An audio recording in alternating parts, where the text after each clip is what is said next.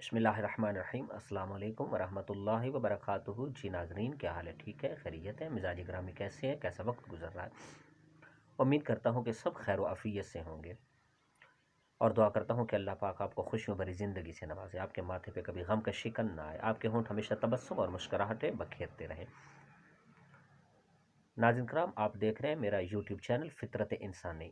بات سٹارٹ کرنے سے پہلے میں عرض کروں گا کہ میرے اس چینل کو ضرور لائک اور سبسکرائب کر دیجیے گا۔ تو آئیے چلتے ہیں ناظرین کرام بات کی طرف۔ گزشتہ رات جو اسحاق ڈار صاحب نے ماہر جو معیشت ہے، ماہر معاشیات ہے، آپ نے فرمایا ہے کہ پاکستان کی ترقی اور خوشحالی کا وہ یہ اللہ کے ذمے ہے، اللہ اس کا ضامن ہے، اللہ کے ذمے، اللہ اب اس کا حامی و ناصر ہے۔ تو آپ نے یہ بات فرما کے ایسے سمجھیں کہ وہ جیسے ہمارے علاقے میں نا، ہمارے زمانے میں ایک کہاوت پائی جاتی ہے، کہتے ہیں کہ ویک ویک کے اکھاں تھکیاں، نہ اماں آئی نہ روٹیاں پکیاں۔ جو ماہر معیشت ہیں، ماہر معاشیات ہیں، ماشاءاللہ اسحاق ڈار صاحب، ان کا یہ جو معقول، ان کا یہ جو بیان ہے کہ اب پاکستان کی خوشحالی اور ترقی ہے وہ اللہ کے ذمے ہے۔ اس سے یہی چیز چھلک رہی ہے کہ آنے سے پہلے تو ہم نے بڑے بڑے دعوے سنے تھے، بڑے ماہر معاشیات آ رہے ہیں، بڑے معیشت دان آ رہے ہیں، بہت عظیم انسان آ رہے ہیں، بڑے صادق و امین آ رہے ہیں، دیانتدار آ رہے ہیں۔ آپ کو دیکھتے ہی آپ جب ایئرپورٹ سے جب آپ اپنے فلائٹ سے اتریں گے تو ایئرپورٹ پہ اترتے ہی جو ڈالر ہے وہ اپنے آپ کے قدموں میں آ جائے گا، آپ کی قدم بوسی کرے گا، وہ ہوگا، یہ ہوگا۔ اب ملک کی ترقی کو کوئی روک نہیں سکتا۔ اسحاق ڈار صاحب کی شخصیت ہی ایسی اتنی قداور ہے اس معاملے میں کہ ڈالر جو ہے وہ کیسے نیچے آتا، وہ کیسے زمین بوس ہوتا یا قدم بوس ہوتا۔ ان کی قد آور شخصیت کے آگے مہنگائی کا طوفان کچھ بھی نہیں ہے۔ ان کے ذہنی اقدس میں، ان کے خیالات میں اس قدر معیشت دانی اللہ نے کوٹ کوٹ کے بھری ہوئی ہے۔ اتنے معیشت دان ہیں اس معاملے میں، اس راستے میں، اس شاہراہ پہ اتنے یہ عظیم اسکالر ہیں اس راستے کے، اس معیشت کی پٹڑی کو آنن فانن ٹھیک کر دیں گے۔ لوگوں کو یہ باور کروایا جا رہا تھا کہ جیسے سارے لوگ 22 کروڑ عوام انہی کے راستوں کو تک کے بیٹھی، وہ اپنی تنخواہ کے مسئلے کا حل کروانے آئے تھے۔ دراصل بات یہ تھی اور کچھ بھی نہیں تھا، اپنی تنخواہ کے مسئلے اور ایک دوسرے کے وہ وزیر خزانہ مفتاح اسماعیل کو، ان کو بھی راستے سے ہٹانے کے لیے اسحاق صاحب کو درآمد کیا گیا تھا۔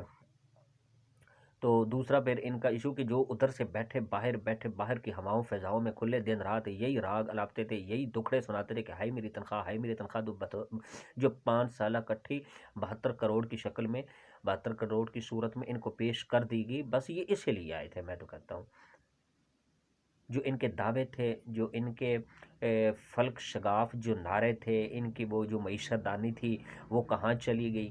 وہ کہاں چلی گئی؟ آخر یہی سننے کو ملنا تھا کہ جو ہے نا کہ آپ یہ پاکستان کی ترقی اور خوشحالی کا اب اللہ پاک ذمہ دار ہے۔ اللہ پاک تو ہر وقت ہی ذمہ دار ہوتا، تو پھر آپ کا آنے کا مقصد، آپ کی اتنی بھاری تنخواہیں لینے کا مقصد، آپ کی مراعات لینے کا مقصد؟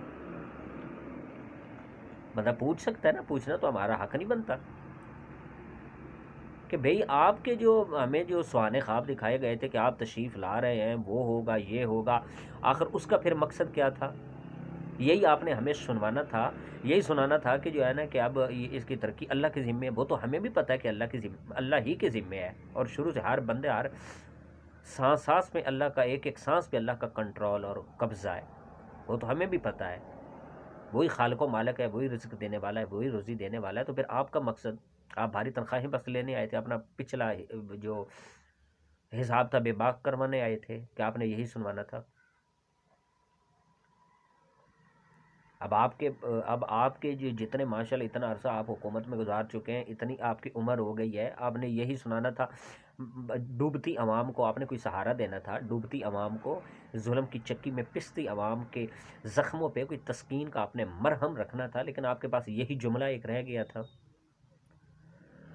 کہ اب اللہ کے ذمے ہے۔ یہ تو مطلب ہے کہ اب ہمیں یہ بتانے کے لیے اتنا تباہ و برباد عوام کو کرنے کے بعد یہی سننے کو بچا تھا، یہی آپ نے سنا کہ جو ہے نا ہمیں ہمارے زخموں پہ تسکین کا مرہم رکھنا تھا کہ اللہ کے ذمے ہے، اس کے علاوہ آپ کو کوئی بات نہیں آتی؟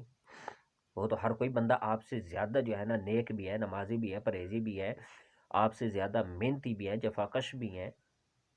اب یہ بات بتانے کے لیے کہ اللہ کے ذمے ہے، آپ کو بھاری تنخواہیں اس لیے دی جاتی ہیں، جو آپ کے تجربات تھے، جو آپ کے ایکسپیرینس تھے، جو آپ کے معیشت دانی اللہ نے کوٹ کوٹ کے آپ پہ بھری، آپ ماہر معاشیات ہیں، تو آپ نے اس ڈگر پہ چلانا تھا نا، اس شاہراہ پہ چلانا تھا نا، آپ نے حالات کو کنٹرول کرنا تھا نا.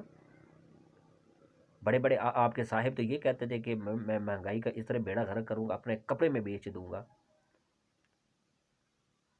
تو کم از کم آپ اپنا موبائل ہی سیل کر دیتے، آپ ہی کچھ کر دیتے، آپ اپنے اتنے مہنگے ترین جوتی سیل کر دیتے، کچھ نہ کچھ تو کرتے نا. یہ کپڑے کیوں سیل کرتے ہیں آپ اپنی ملز جو ہیں وہ کیوں نہیں سیل کرتے؟ اپنے جو کارخانے ہیں، تمہارے فیکٹریز ہیں، انڈسٹریز ہیں، اس کو کیوں نہیں اس راستے پہ لگاتے کہ لوگوں کے کام آ سکے؟ ابھی یہی ایک الفاظ بچے تھے اسحاق ڈار صاحب کہ اللہ کے ذمے ہے. سلگتی آہیں،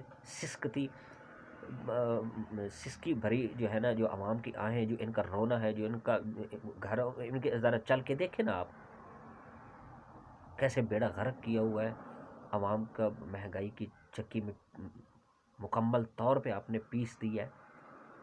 پھر آپ کے دعوے دیکھیں، آپ اتنے بڑے دعوے کرتے ہیں کہ آپ کے پاس ان دعووں کے علاوہ کوئی چیز نہیں بچتی. اپنے مسائل حل کرواتے ہیں، اپنے الو سیدھا کرتے ہیں تو یہ جا وہ جا.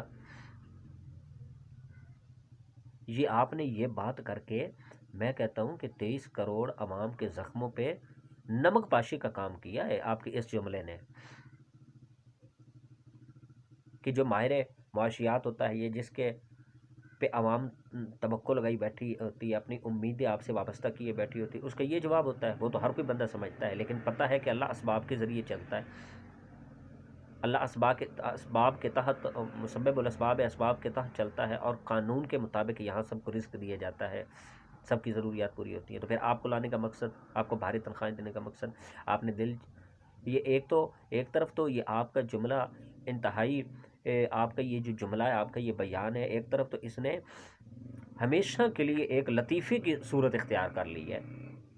اس جملے نے آپ کے نے ہمیشہ کے لیے ایک لطیفے کی صورت اختیار کر لی ہے، جو آپ نے لطیفہ بیان. دوسری آپ نے چھلنی کر دیا، عوام کی امیدوں پہ پانی سارا پھیر دیا. یہ بات، یہ بیان دے گی، یہ جملہ اختیار کر کے. تو ناظرین کرام، وہ میں سوشل میڈیا پہ پڑھ رہا تھا، سن رہا تھا کہ وہ کہہ رہے تھے کہ اب اور کوئی حل نہیں ہے، کوئی راستہ نہیں ہے. جو ڈیجیٹل ارننگ ہے، آن لائن ارننگ ہے، عوام کو اس طرف آنا ہوگا. تو شاید وہ کسی حد تک ٹھیک ہی کہہ رہا تھا. نہ عوام نے اس معاملے میں بیدار ہونا، اور نہ ہی انہوں نے اپنے آپ کو خود احتساب کے لیے پیش کرنا. اللہ تعالیٰ ہی واقعی حافظ و ناصر ہے، لیکن ان کے آنے کے مقصد، ان کی حکومتیں کرنے کا مقصد پہ جو سوالیہ نشان ہے، جو ٹائٹل ہے ان کی شخصیت پہ، وہ ہمیشہ رہے گا، اور قرض کی صورت میں ان کے اوپر عوام کے یہ سوالات رہیں گے. اللہ تعالی ہم سب کا حامی نصر ہو. دعا کرتے ہیں کہ اللہ پاک اس ملک کو شاد و آباد رکھے، اور ہمیں سنس، شعور اور عقل عطا کرے، اور اللہ تعالی ہمیں انسانیت کا جذبہ عطا کرے، ہمدردی عطا کرے. السلام علیکم.